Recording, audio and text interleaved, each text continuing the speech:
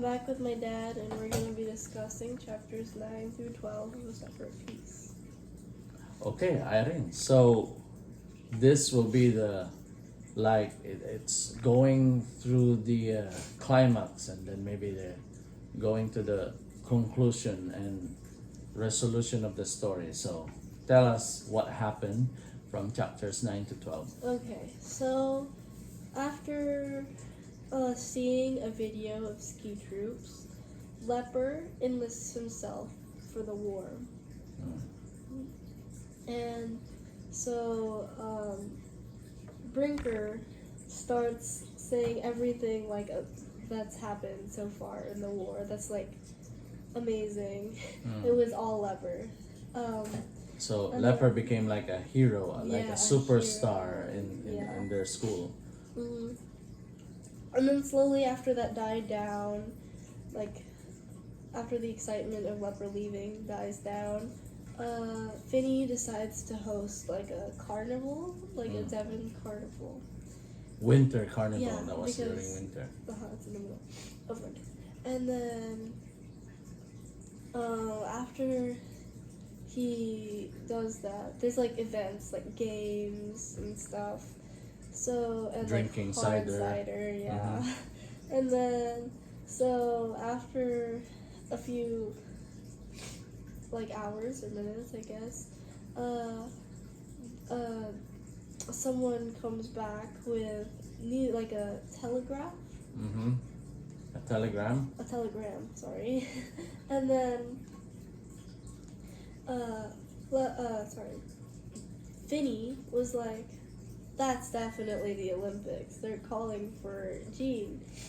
But it turns out it was Leper. And he tells Jean that he's at Christmas location. And so Jean deciphers the code, and he knows that it's in Vermont where Leper lives.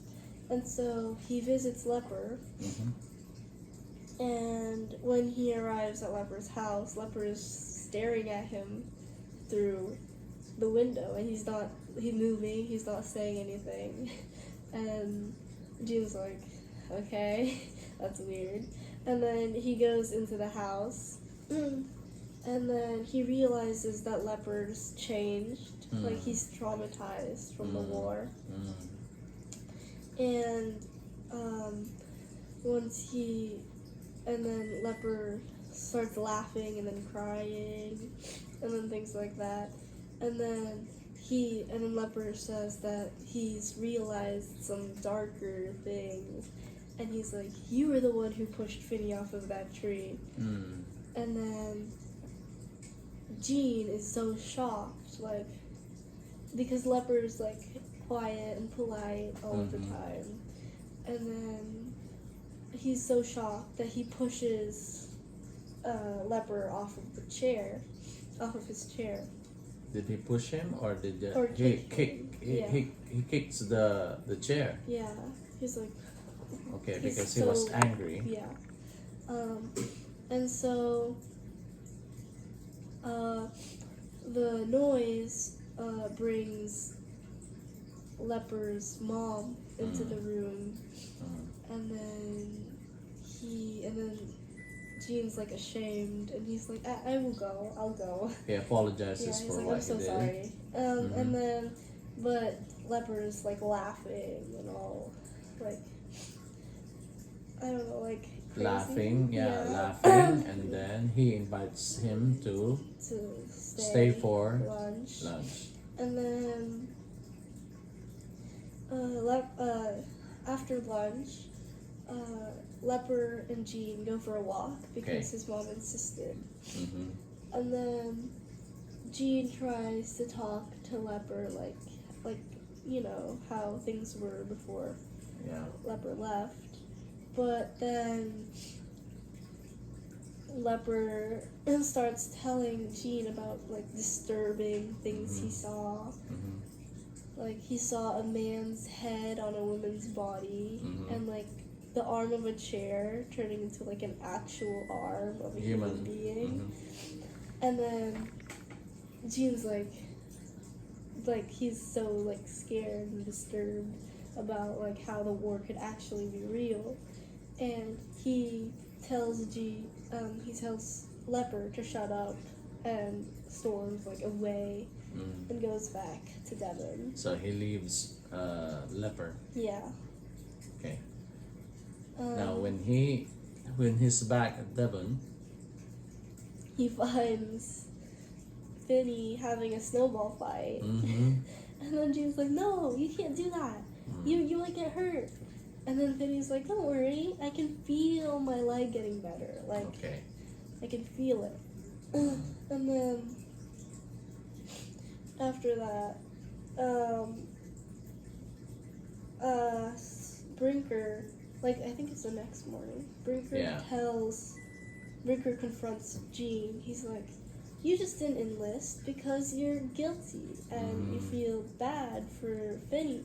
Yeah. And before, Leper kept joking about like, you pushed Finny down the tree, and it became less of a joke now and more serious. And so that night, Brinker and two of his, I don't know, And friends. two other boys. Yeah, two other boys. They literally kidnapped Gene and Finny, or forced them against their will to go downstairs, and they have a mock trial. So they went into a room and had a mock trial. Yes. And then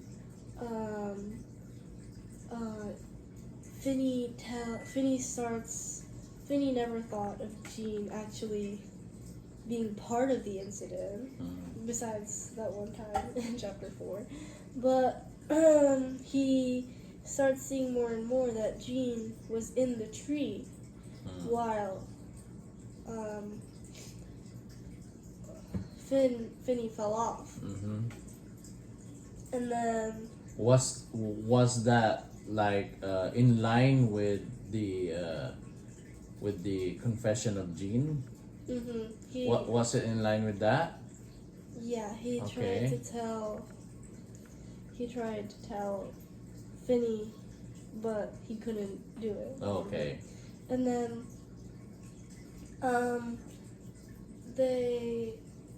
Brinker starts to realize that the only person who was actually there besides both of them was Leper. And Finny realized that he saw Leper earlier that day. And so Gene left to find Leper. And when they find Leper describes what happened. Leper joins them, right? Yeah, Leper joins them in the room. And then Leper describes what happened as an engine, like an engine. Like he's trying to describe it in a fantasy. Like he describes it like it was an engine. One went down while the other went up, and then one went down and then the other one also went down, or something like that. And then Finny realizes that Gene actually pushed him off of the tree. And then he's so shocked, and he just leaves the room right away. And then, since the room is usually used for music, they hear, and it has great acoustics. They hear Finny's cane tapping, and then they hear him fall down the stairs. Followed by the fall of yeah. So what happened after that? So Finny is rushed to the infirmary, and while Finny is being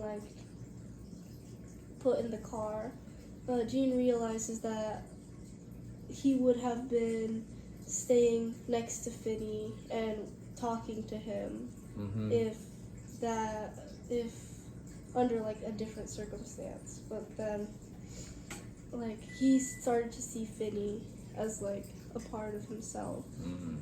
And then So what happened to Finney there? Did he re-injured his yeah, he re-injured his the leg. same leg? Same Same leg, leg. yeah. It broke. Okay.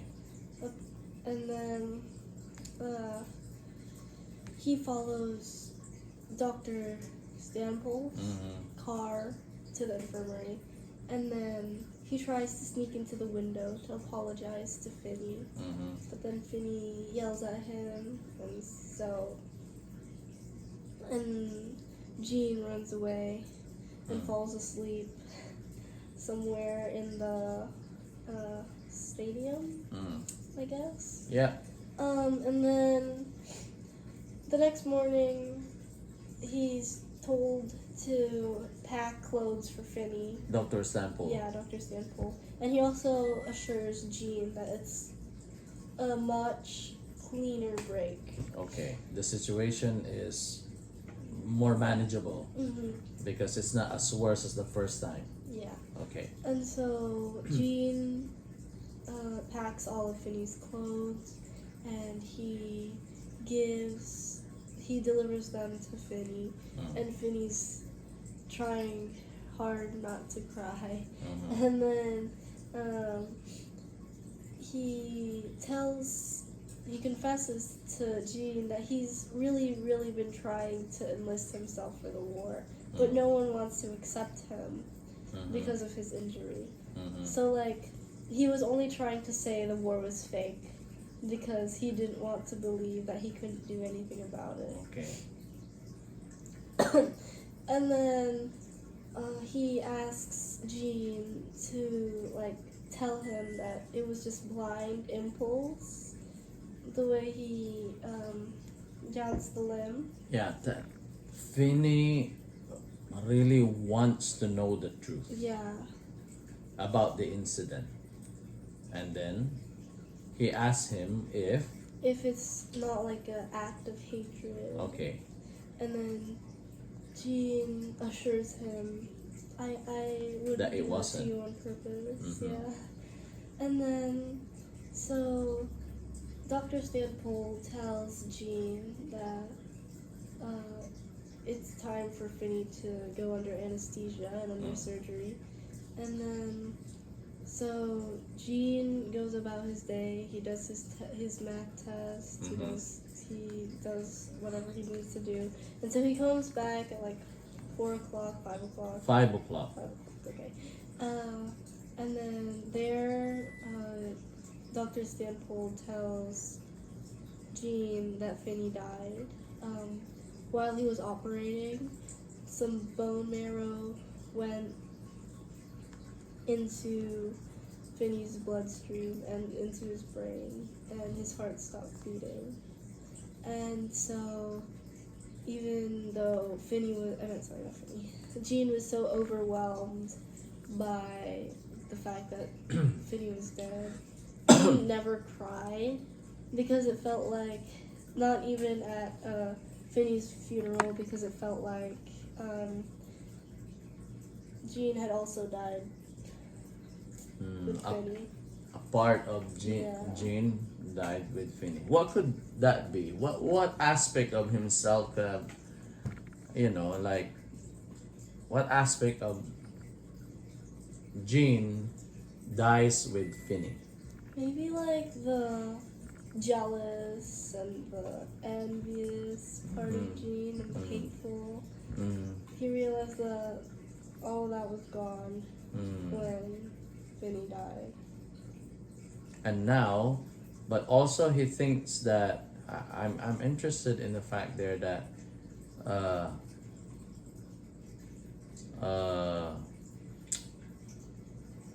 Jean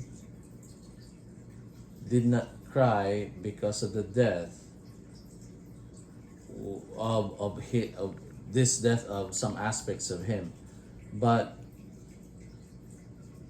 is there any other realization aside from a part of me is dying with Jean? Is there also something like, apart from dying, there's also like a birthing of a new Jean? Yeah, maybe he realized that what he did was truly wrong. And now, when all of these negative aspects of him die with Finney, what is left with him? I guess like he realizes that since the old self died with Finney, he's like a new person, I guess. And what's this new person looks like? I guess it's less envious and less jealous because there's no one else to be jealous of. Is it possible that it could be a new Finney also? Oh, that's a good question. So, It's a question you don't have to answer.